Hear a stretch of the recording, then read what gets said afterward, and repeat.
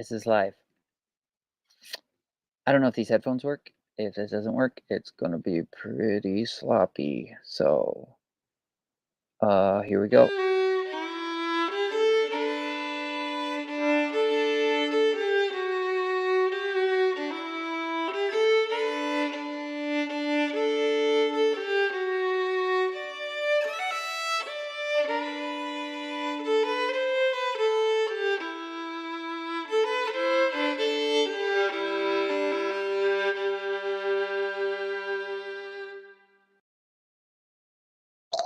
What's up? I have nothing planned to talk about at all. I don't even know how much time I have. I got some time, so I thought I would just start this up and see if anyone wants to join me. I put the link in there. If anyone wants to hop on, I'm just making a rosary for someone, so I thought I would chat while I do that, the usual. So if anyone wants to hop on, there's Jacob. What's up?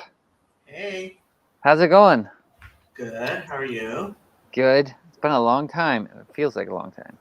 It has been a very long time. You abandoned me for India and travel all over the world. I know. Well, I can't help it, I guess. I know. Then I got back from India and I've been I was up at in the woods working on my uncle's cabin for a while. And then what? What kind of work? He's building a cabin, so I did the insulation, and then I was trying to do the siding on the outside, but I didn't get finished. I'm gonna go back up tomorrow. Dude, if you can do all of that, why are you not working and doing stuff like that? I would love to do stuff like that. It is so much more fun than doing title searches, that's for sure. I love it. Do you know how much you would get paid if you came to Los Angeles and did work like that? Really? I mean, I feel like I don't know what I'm doing. I mean, I'll tell myself it's just a cabin, and then I'm like, it's just a cabin, so, that's kind of a Nobody running knows joke. what they're doing. Yeah, that's true. But like handyman, like people who actually know how to swing tools, like they get paid good money around here. Yeah. Well, I mean, I really enjoy it. I don't always feel like I don't feel like I know what I'm doing. I can usually figure it out, I think. Well, the simple stuff I can. I mean, I can't do like plumbing or anything like that. I would actually love to learn how to do plumbing. I've always enjoyed it. I did the plumbing on my old house when I had my house, but I can't like be hired as a plumber. I'm not. So you can be hired as a handyman. Oh yeah. Yep, that would be nice. That's a dream. Handyman make good money. I would seriously like that. I would rather I wouldn't even mind mowing lawns, to be honest. I enjoy mowing the lawn. You know why?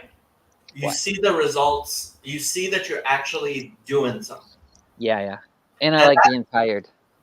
That feels good. Yeah. Yeah, it does, for sure.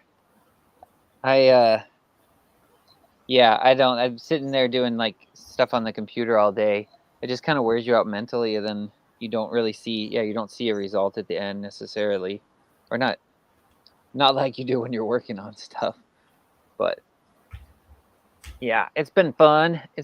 So I've been doing that, and it's just been really like I've had time. It's just I haven't had like dedicated time. So I like even right now, I don't know if I might have to go in like 30 minutes or so. But I just thought since I'm doing this, I thought this would be fun to get to see who pops on here and catch up. I'm glad you were free. I'm eating a yam. Yeah, a yam. So what's new with you besides the yam? Same old, same old. Yeah. When are you moving to Los Angeles? That would be awesome. Yeah, I guess I could now. I do have to fix my RV. Is that the top part on the loft where it comes over? It's coming out of the bottom. F that. You can come and stay at my place. Okay. All right. I'll just come camp there for how long? Forever? Indefinitely? You have a standing invitation. All right, dude. I would love to do that. I really would love to come visit you. You'll get tired of me, but you have a standing invitation. I'll get tired of you. Yeah, I watched your stream earlier today where you were talking about the all the confessions of the church or whatever. The one where you're commenting on Heidelberg Paul. Catechism. Yeah. Exposure. Yeah, it was good. It was good. You were definitely like seemed a little fired up in that.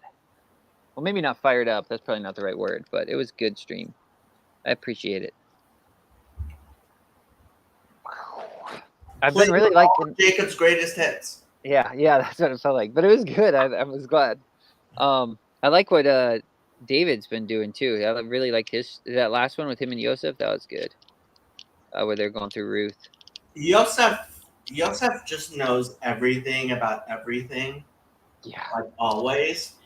Yeah. Like that guy, he's just amazing. He really is. Yeah. Cal watched some of it and he was like, Yosef is scary smart. He's just he knows so much. Yeah. Oh. Yeah, I keep on talking about this, but one time somebody was mentioning something about the Zohar on my Discord, and like I don't actually know the Zohar, so I'm like, I'm sorry, what you're saying doesn't sound right. I don't know. And Yosef comes up, I say off the top rope, just like he's like that's not what this commentary on the Zohar says. And like, just he's pulling commentaries on the Zohar out on people. And it's like, damn. Yeah, he's crazy, man. He knows so much stuff. I was talking to him earlier today. I was actually asking him something about Samuel. It's First Samuel. Because the sword of Goliath, it's just always stood out to me when David gets that sword after he's fleeing from Saul and he goes back and gets the sword. It's like wrapped up. It says it's wrapped up behind the ephod, and then it says David makes the comment like there's none like it, and that just I don't know why that always just stood out to me. It's like there's not another sword like this. Like it's one of a kind or something. So I don't know. Feels mysterious to me. And I didn't know if there was a connection with that sword being going back to like something with maybe even with Genesis, the fiery sword that guards the way to the tree of life.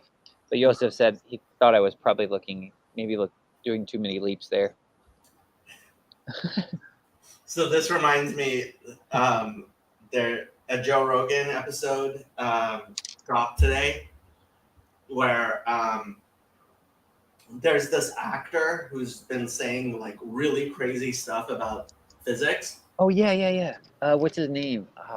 I've listened to that whole episode. Not the one from today. No, I didn't listen to the one today, but the actor, Mitch was talking to me about it. Yeah, everybody was talking about it, and he's saying like all these crazy stuff, right? Yeah. And, so Eric went on there, and like he's trying to correct it, and like, and at one point here, this is I think the best clip here. I'll pull it up. Yeah, let's play it.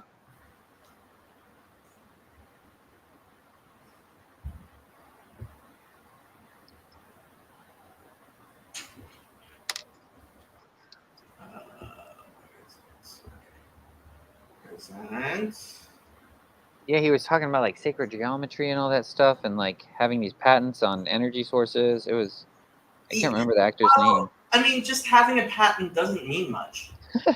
No, that's true. You can patent anything you like. Nobody cares.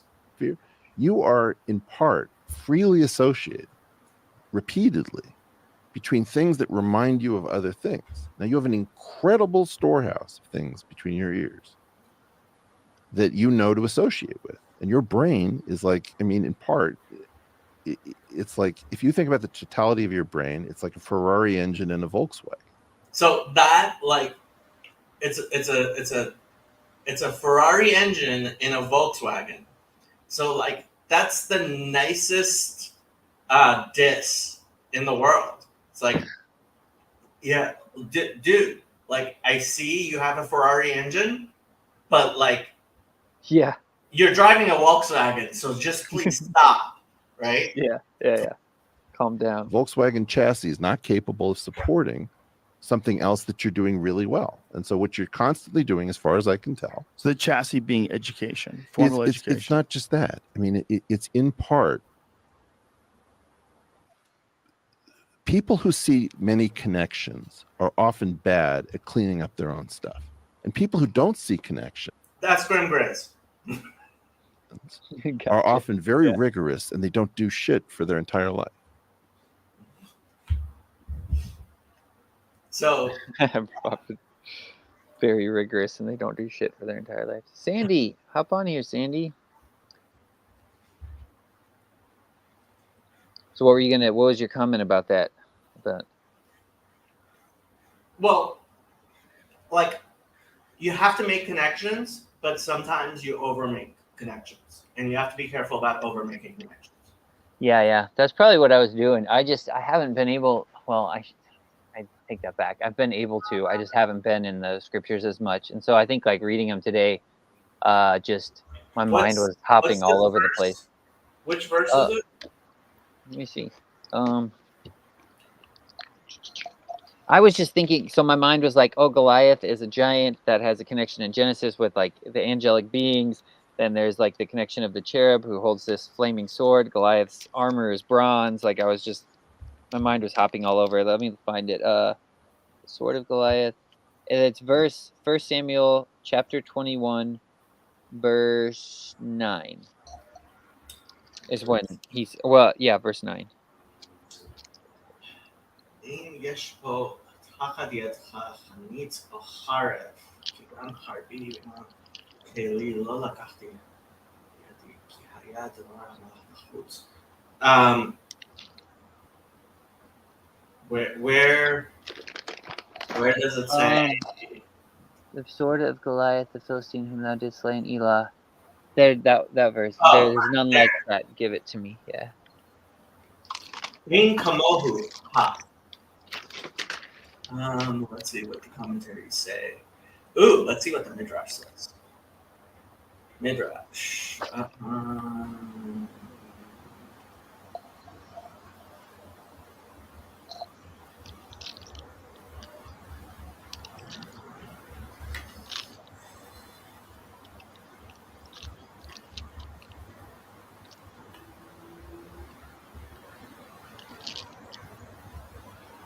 Saying anything about a sword in Midrash.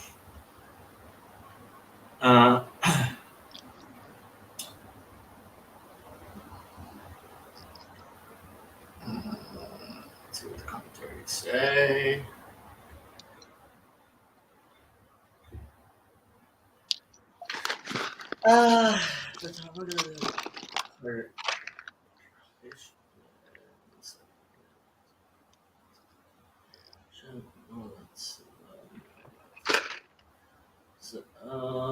This one says there was none like it because a miracle had been done with it. What? Next up.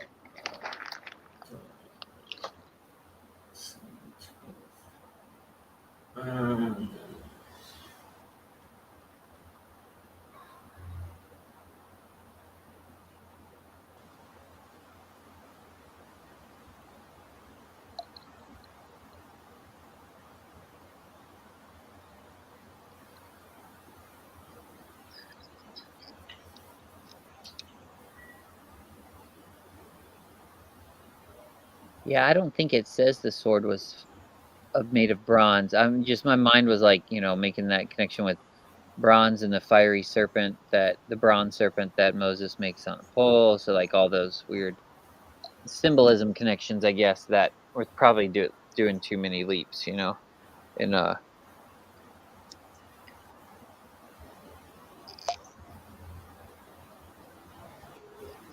Sandy, I'll add her. Hi, Sandy. Are you making Jacob do Bible study on his just chatting? Heck yeah. We're doing it. I'm trying to figure out this rosary while we're doing it. Yeah, I was in Samuel today. I've been reading kind of all over. I mean, I'm still been reading Ecclesiastes once a week, but I haven't been getting to like my extra reading very much. So I've been in Samuel lately. But you guys have been in Ruth. That's been good. I've been listening to those. Yeah, I missed last Thursday because I had an emergency. Well, not exactly an emergency thing at Jacob's group home, but I had something I had to track. So. But Ruth is one of my favorite books now. Yeah, it's really good. I liked that last one was pretty good with David and Yosef hopping in there. Yosef's always great. They're making a lot more connections with like you all have been making more connections with like the Sodom and Gomorrah story than I would have ever put together before, which is super That's interesting. David, I think. Yeah, it's. I'm like, I don't know how he does that. That guy is. I mean, he's pretty scary smart too. He knows a bunch of stuff. And he'll drop. I notice he'll. It's hard when I'm talking to him in live time. I'll miss things, and when I'm listening back, he'll drop these like little one-liners that are really deep and or just like poetic or something, and like they just when I'm in the conversation with him, they just totally go over my head. And then I listen back later, and I'm like, I didn't even catch him saying that. He speaks in a different way. It's really fascinating. Yeah, he does. But I've distracted you from First Samuel. So. I wasn't really finding much. I mean, apparently Steinsaltz says because it was so big that it was David's sword, which was so big. I mean, Goliath's sword. It was a sword that was big enough for Goliath, but one that David could use, and David found special significance in that. Did he use it the rest of the time? I mean, I guess we couldn't really know that, but I don't remember there being another scripture saying like David wasn't using the sword after that. Like it seems to kind of just leave it there, like that just might have been his sword from there on out or something. So, like, you're asking me questions about Nah, and I'm not a girl. It's Gotcha. That is a joke. That's I know. an excuse. You're just trying to make fun of me. No, I'm trying to make fun of me. And the fact I know nothing about Nah. Trying to say I'm so effeminate by reading Knock so much. I don't know. So where have you been at in the scriptures? I mean, you're in it every day, right? You have to be. Sort of. You're talking to Sandy, right? Don't you have like a daily reading or something? Isn't there like when I am a good boy, I recite my psalms, which is rarely. Yeah. What are your psalms? Like what? I just go through the book of Psalms. Oh yeah. Yeah. How many are you supposed to do a day? I mean, so some people. Why are you laughing? Just remembering conversations about Psalms. It's okay. So there's a schedule that's one according to the days of the month, and there's a schedule according to the days of the week. So I mean, I try to do the according to the month thing, but I'm bad. Yeah. Well, that's okay. I forgive you. Do you have a favorite psalm? I have many favorite psalms. I remember you bring up one that you had a personal experience with about your dad. I remember you bringing up that one. Yeah, so that's a song of ascents. I lift my eyes to the mountains. Yeah. I like what is it? I like the one that's really sad. The river by the rivers of Babylon. We sat down and we wept. We hung our harps on the willows. The Harot Babel. Yes. I love that one. Although I mean that one at the end of it gets kind of harsh. Yeah, it's intense for sure. Probably brings up a lot of controversy. Yeah, there's plenty of people who like, ooh, get mad at it. Yeah. To be I honest, like it. You know, I honestly appreciate those kinds of verses. I don't know why, but I don't know that I fully understand it. I mean, I can definitely understand it symbolically, but I think it has a practical meaning as well, and it's just very, very intense. I mean, if you think about it actually being literal or whatever word you want to use there, physical. Um, but I like that it's there. Like even in Psalm 139, like towards the end, it says, "Do I not hate your enemies, O Lord? I hate them with perfect hatred." And I'm just like I love that that's there. There's just, yeah. yeah. Psalm 94. I had to look up the number because I don't know the numbers. Yeah, It is one of my favorites, and it's an imprecatory psalm. God you want to of read it? vengeance, show thyself. Well, let's read it. Psalm 94. I'm gonna read it. I'm gonna read this. Let's see. It's not that long. All right. O Lord God, to whom vengeance belongs, O God, to whom vengeance belongs, shine forth. Rise up, O Judge of the earth, render punishment to the proud. Lord, how long will the wicked triumph? They utter speech and speak insolent things. All the workers of iniquity boast in themselves. They break in pieces your people, O Lord, and afflict your heritage. They slay the widow and the stranger, and murder the fatherless. Yet they say, "The Lord does not see, nor does the God of Jacob understand." Understand, you senseless among the people, and you fools, when will you be wise? He who planted the ear, shall he not hear? He who formed the eye, shall he not see? He who instructs the nations, shall he not correct? He who teaches man knowledge? The Lord knows the thoughts of man, that they are futile. Blessed is the man whom you instruct, O Lord, and teach out of your law, that you may give him rest from the days of adversity, until the pit is dug for the wicked.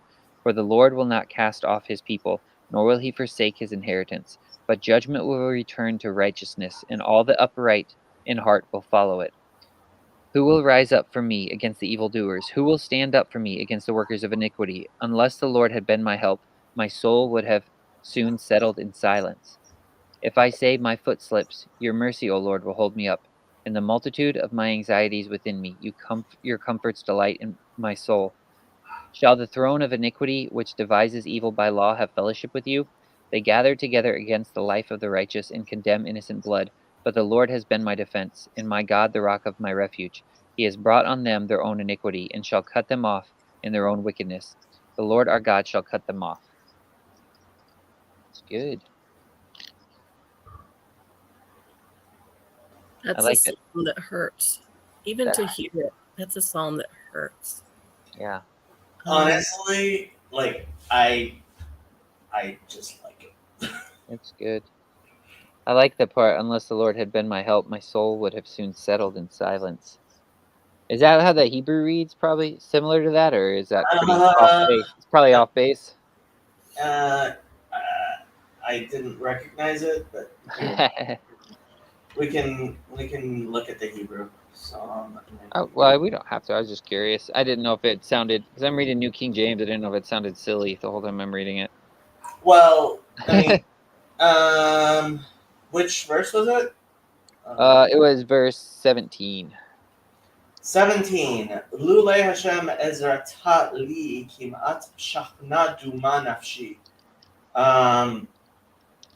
They translated, unless the Lord had been my help, my soul had soon dwelt in silence.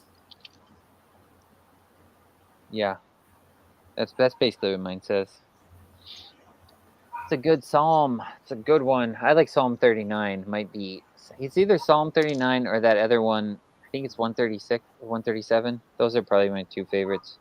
Psalm 39 is basically just kind of like reading Ecclesiastes again. It's a shorter version. Psalm 39.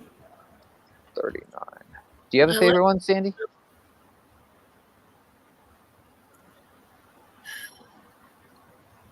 No, I'm going to say no, not at the moment. I liked the first one you read.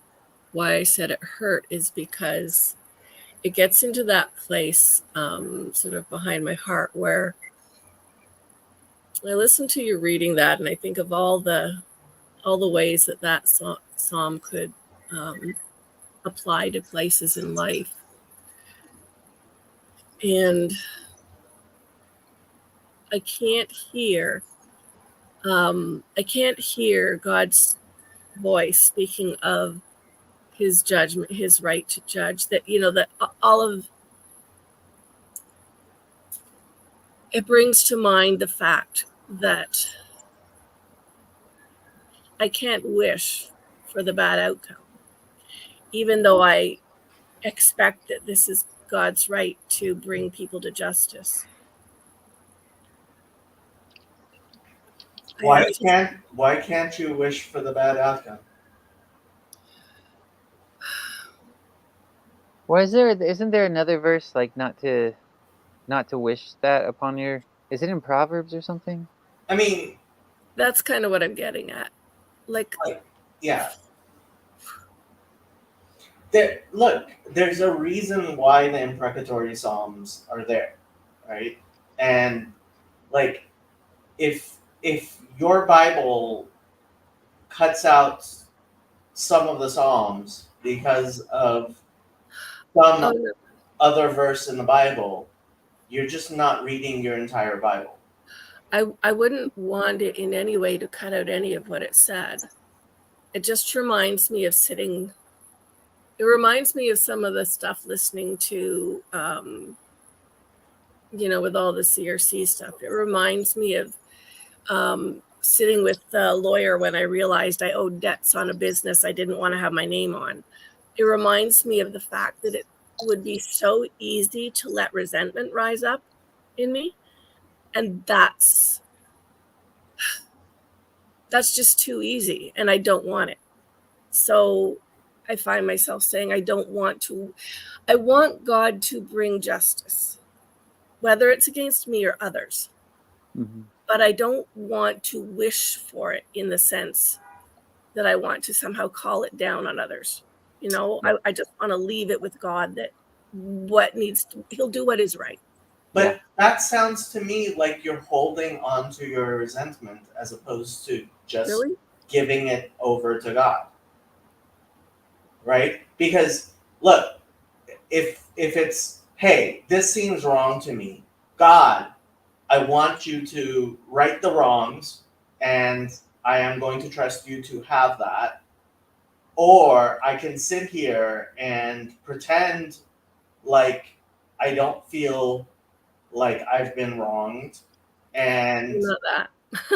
and it's like, if you feel you've been wronged, then you feel you've been wronged, and maybe you're wrong about feeling wronged, like you weren't actually wronged, which, I mean, then I would want to know that I wasn't actually wronged, that I'm wrong about feeling wronged. But like, that doesn't sound like giving up the resentment to me. It sounds like stewing in resentment and being like, I'm just gonna pretend it's not there. I think I have to go, guys. How dare you? Rebecca's here. I'm sorry. So she might not want to be on the stream. She Okay. doesn't want to be on Sorry. the stream. I don't know. Yeah, I should go too. Let's end this. Okay. Well, yeah. Hopefully we'll do this again soon. Love you guys. Later. Miss you.